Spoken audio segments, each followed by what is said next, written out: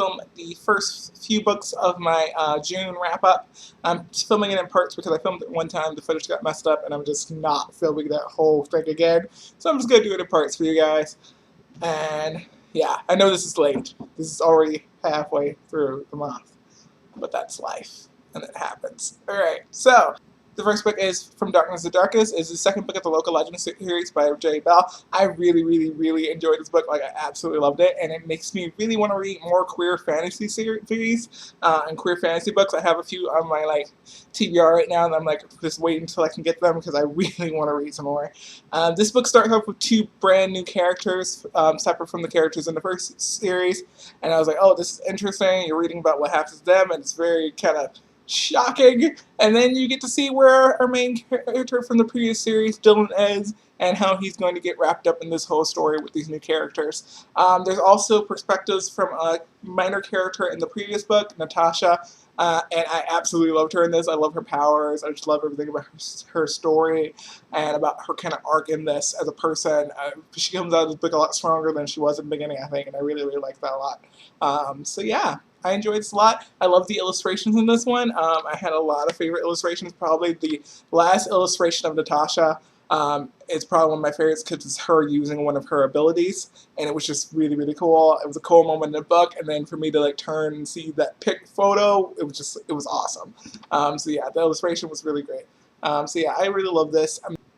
I'm not saying that much about it because it's the second book and the last book of the duology, but I absolutely love the ending. So just wanted to definitely talk about this a little bit. I definitely recommend this series because it's a lot of different queer characters. You got two main queer characters in the first book, new queer characters in this book, and just really awesome side characters. Nikolai and Lolly I'm about to tell you about in 2 seconds. So I'm just going to be done with that one. And also the side characters in this one are really great as well, including Dylan's father, who is actually a part of the books. And I like that as well too. So just want to throw those out there. And I'm going to go to the next one. Next thing I read is also a Local Legends book, but it's like a prequel type of thing. It's 2 short stories and some early sketches of all of these different sketches in the book, so you get the early drafts of things as Andreas Bell was sketching them. Andreas Bell is the author's husband, and he does all the illustrations in the book, and it's just brilliant. It's Finding Fire, Flesh and Blood in the Local Legends sketchbook. The first story is a prequel to the first book. You get to learn a little bit about Dylan's previous relationship with his friend Rano, who he is going to see in the beginning of the first book. And you get to learn a little bit about what happened, what their fallout in their relationship was. Because when you're reading the first book, you know there is a fallout, but you don't necessarily know exactly what it was. Yeah, it was a really cool short. You get to really learn more about Dylan's way his mind is probably working in the beginning of that book, and really throughout that book. The other short is set after the first book, before the second book, and it's about side characters of Lolly and Nikolai, and you get to learn about how Nikolai became a werewolf, and he's telling Lolly the story, and literally this made me ship Lolly and Nikolai so much. I don't think there's a straight couple I ship as much as I ship Lolly and Nikolai. She's a shapeshifter, he's a werewolf. He doesn't even know she's a shapeshifter. It's just these different layers to their relationship that I really like. And yeah, I ship them so much. The audiobook for Truthwish, and I enjoyed the story, you guys. I think I gave it 3 stars. I like Safi and Assault as characters. I wasn't super invested in the plot lines that were happening for them necessarily. I think I'm trying to not mix their names up right now because I can't remember. But the one who's a threat witch, I don't know. It was just I felt like her side story wasn't built up as much. There's things that was happening to her. I did like her entire entanglement with the Blood Witch. That was really interesting. I really love the Blood Witch's chapters. But I liked Merrick's chapters before he got the romance started building. I felt like the romance in this book. I felt it was very insta romance for me, and I didn't really like that. And also, I just didn't like Merrick's chapters after he met the girl. They kind of went. Also, I don't know. It's just I'm probably going to read the next book, If I can get it from the library, like I did with this one, like if I get it, if once the next book comes out, I'm probably not gonna read it right away.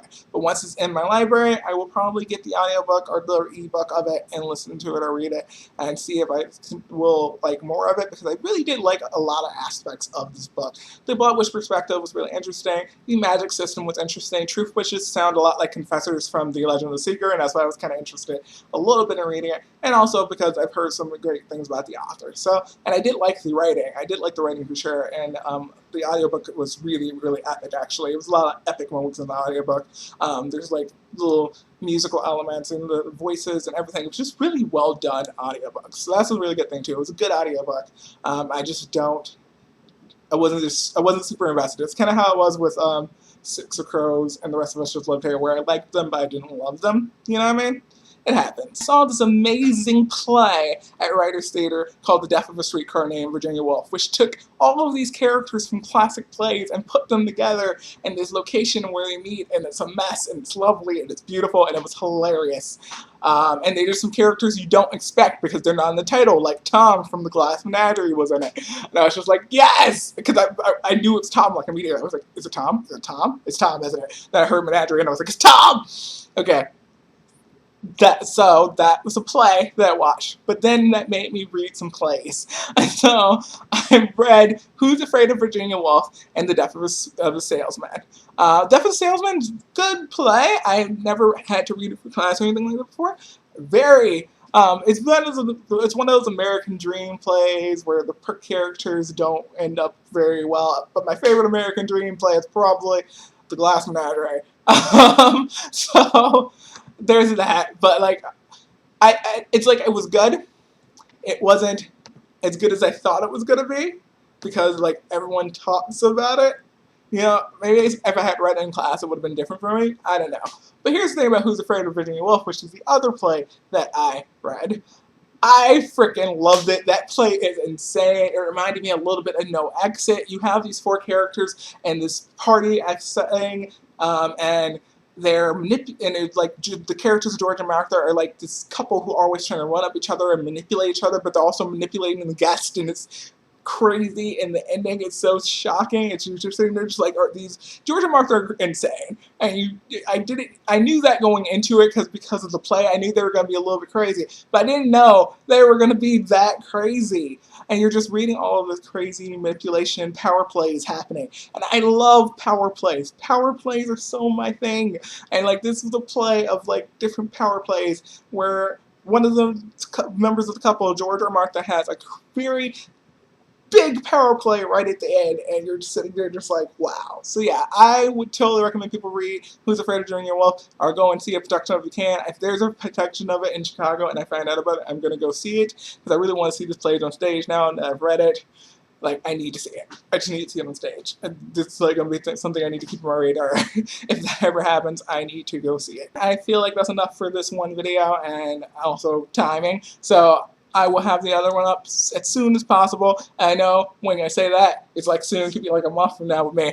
But I'm gonna, like, it's gonna be the next thing I film when I have time to film. So that should be soon. Maybe. Anyway, hope you guys are having a good morning, evening, or night wherever you are. I'm probably gonna go play Pokemon Go right now instead of editing this like I should. But I just saw a lure module when I went to go check on things, so I'm gonna go do that, and then I'll come back and edit. So this will still be up probably before the 15th. Maybe? I don't know. Anyway, have a lovely morning, evening, or night, like I said, and I will see you all in my next video. Like my video, subscribe if you wanna. Who's afraid of Virginia Woolf? Virginia Woolf, Virginia Woolf. Who's afraid of Virginia Woolf? I ain't afraid, y'all, I ain't afraid.